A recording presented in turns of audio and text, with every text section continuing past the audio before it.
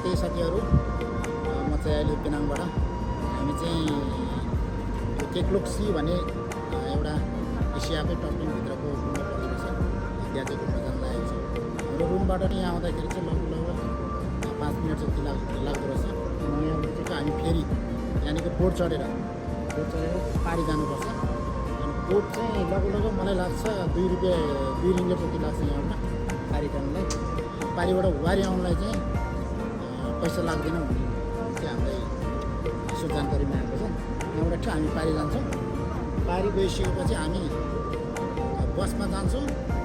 बसमा गइसकेपछि अहिले खाना खाएको छैन, रुममा खाना खानु भ्याएन। अब रुममा खाना नखाइसकेपछि हामी पहिला खाना खान जान्छौँ। अनि खाना खाइसकेपछि हामी गुम्बा अवलोकन गर्न जान्छौँ। हेरौँ त्यहाँ के हुँदो रहेछ, कस्तो कस्तो भ्युज हुँदो रहेछ, तपाईँहरूलाई त्यहाँ बसेर हामी देखाउँछौँ।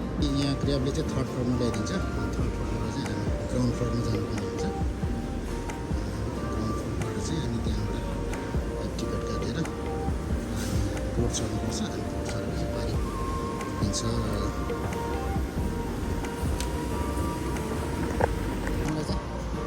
अब हामी चाहिँ इन्ट्री गरेँ।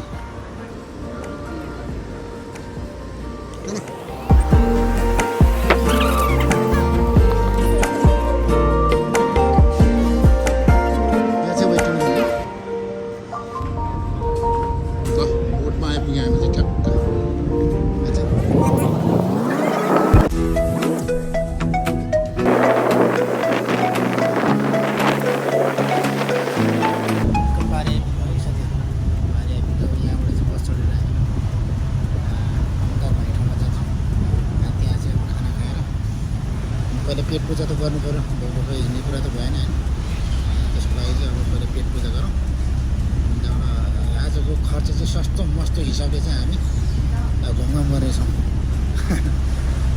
ल साथीहरू, हामी चाहिँ अब बस चढ्ने ठाउँमा आइपुग्यो। अब बस चढ्नलाई चाहिँ पैसा लाग्ने बस चाहिँ यतातिर रहेछ। पैसा लाग्ने बस चाहिँ यतातिर। यहाँ चाहिँ पैसा तिरेर जानुपर्ने बस रहेछ।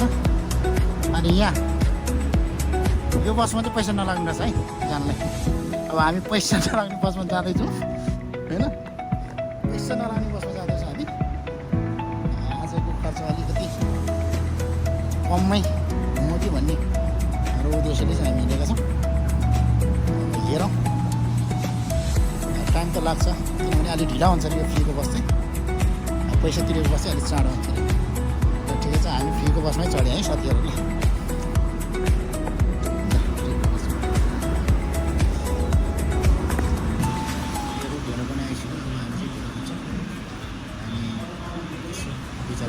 टेस्ट गरेर चाहिँ हामी यात्रातिर लाग्छौँ।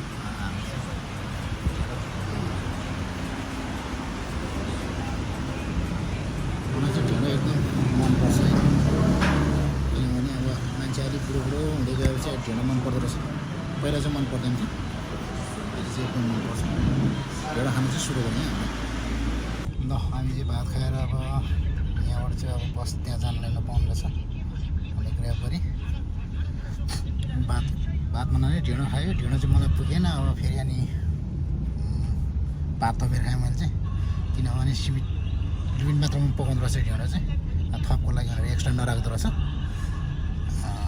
मलाई चाहिँ पुगेन। त्यसपछि भात थपेर खाएँ मैले चाहिँ। अब चाहिँ हाम्रो यात्रा चाहिँ अब गुम्बातिर। यहाँ आइरितम भन्ने ठाउँमा आइपुग्यौँ। त्यो चाहिँ पेनाङ नै पर्दो रहेछ अलिकति माथि।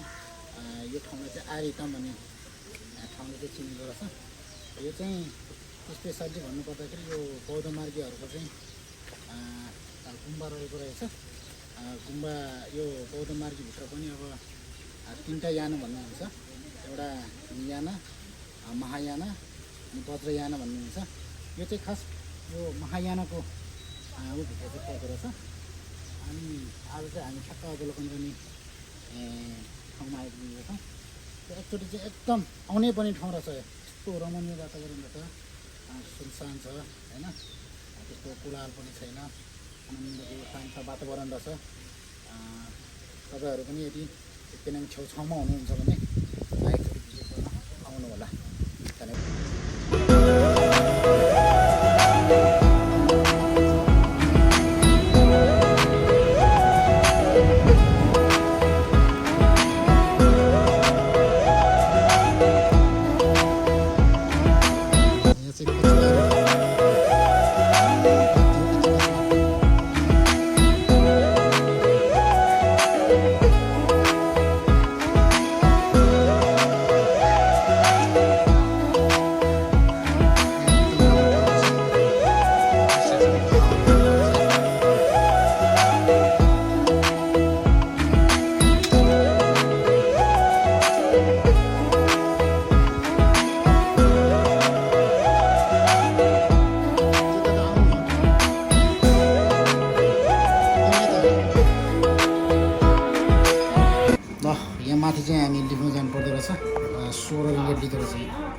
के चढ्नलाई स्वर हुन्छ अनि के काममा पैसा कमाउन गाह्रो छ गाउँमा त यो हिँडेर जाने ठाउँ पनि छ क्या हिँडेर जाने ठाउँ पनि छ तर यहाँ चाहिँ बन्द गर्दैछ पैसा कमाउने मेरो जहाँ पनि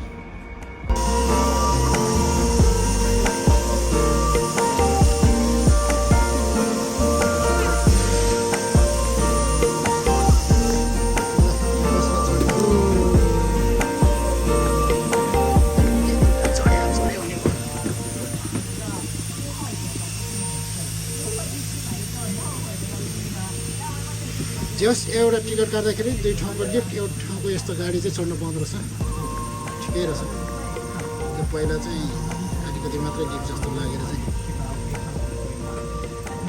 यत्रो धेरै पैसा लियो भन्ने ठान्यो हुन्थ्यो तर लास्टमा माथिसम्म जाँदाखेरि चाहिँ ठिकै रहेछ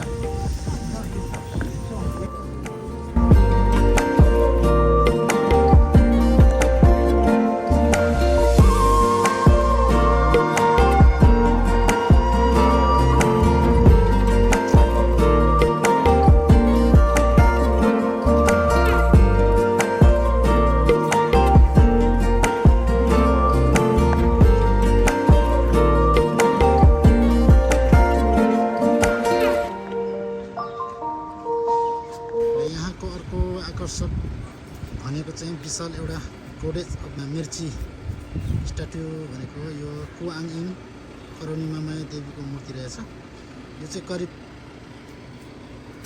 30 मिटर अग्लो मूर्ति रहेछ जसलाई चाहिँ करुणा र दयाको प्रतीक मानिन्छ यसको वरिपरिको सुन्दर प्यागोडा शैलीको छानाहरू बनाएका छन् यसको चाहिँ सौन्दर्य झन् एकदम यो छानाले चाहिँ एकदम बढाइरहेको छ ल तपाईँहरू देख्न सक्नुहुन्छ यो चाहिँ एकदम सुन्दर देखिएको छ मन्दिर परिसरभित्र चाहिँ धेरै ठुलो साना बुद्धका मूर्तिहरू यहाँ चाहिँ लगभग 10,000 भन्दा बढी 10,000 बढी नै बुद्धका प्रतिमाहरू मूर्तिहरू चाहिँ रहेको पाइएको छ यो टाढैमा आइपुगिसकेका छौँ र यो चाहिँ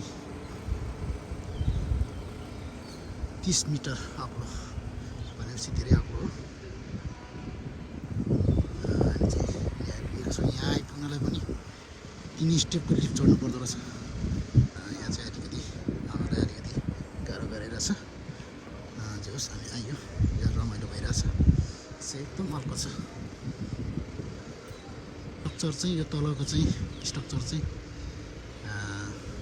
चाइनिज डिजाइनमा बनेको छ भने यो बिचको भाग चाहिँ थाइल्यान्डको स्टाइलमा बनेको छ अनि यहाँ भन्दा माथिको चाहिँ बर्मा यानि कि म्यानमार त्यहाँको चाहिँ यो 3टा देशको उसबाट चाहिँ बनाएको चाहिँ पाइएको छ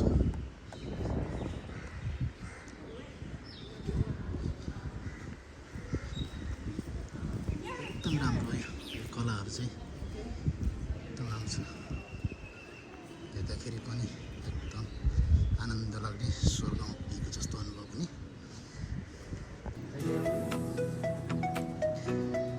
जोस् एकदमै यो पोखरीतिरको लेक साइडतिरको सिन जस्तो देखिने सिनहरू भिडियो यहाँ देखियो नेपाल